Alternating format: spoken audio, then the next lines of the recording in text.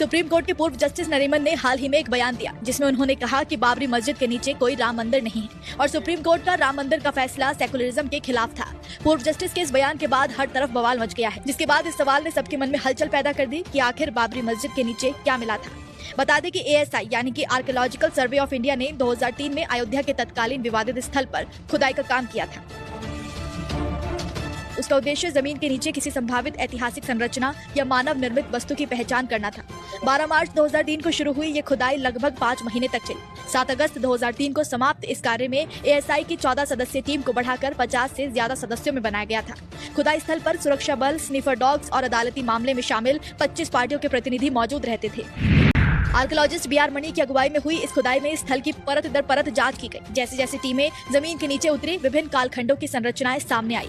खुदाई की ऊपरी परतें 18वीं 9वीं सदी के मुगल काल की थी। खुदाई में सूंग जो कि 1 से 2 शताब्दी की थी, कुषाण जो कि 1 से 3 शताब्दी की, गुप्त जो कि 4 से 6 शताब्दी और मौर्य जो कि 3 से 2 शताब्दी ईसा पूर्व काल की संरचनाएं मिली। खुदाई के दौरान काले चमकीले बर्तनों के अवशेष मिले जिनकी तिथि 17वीं शताब्दी ईसा पूर्व तक जाती है।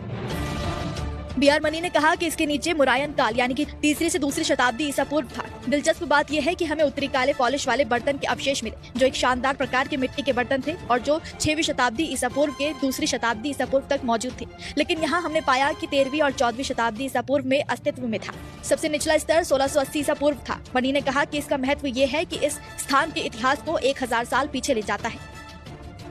BR मणि मानते हैं कि ये पहले के विद्वानों के विचार का खंडन करता है जो सोचते थे कि अयोध्या का स्थल 7वीं शताब्दी ईसा पूर्व का है।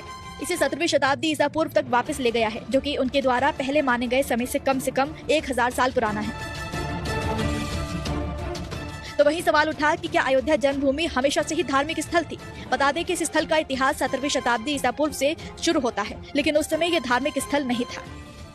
यहाँ नालियों, जल निकासी कुओं और चूल्हों के साक्ष्य मिले थे जो बताते हैं कि गुप्त काल तक ये एक आवासीय स्थल था। इस पर BR मणि ने मीडिया से बात करते हुए बताया, 4वीं शताब्दी ईस्वी में हमें बहुत बड़ी संरचनाएं मिलनी शुरू हो गई जो या तो एक बड़े महल या एक बड़ी धार्मिक संरचना का संकेत देती है। वहाँ महल होने का कोई सबूत नहीं है, लेकिन मूर्तियां, टेराकोटा, लैंप और वास्तुशिल्प तत्व पाए गए जो आमतौर पर हिंदू, बौद्ध और जैन धार्मिक संरचनाओं में उपयोग किए जाते हैं। इसलिए ये मान लेना सुरक्षित है कि गुप्त काल के बाद इस स्थल की प्रकृति एक आवासीय स्थल में बदलकर एक धार्मिक स्थल बन गई। मणि कहते हैं कि 9वीं शताब्दी से 13वीं शताब्दी तक हमें इस स्थल पर 3 अलग अलग मंदिरों के साक्ष्य मिले हैं।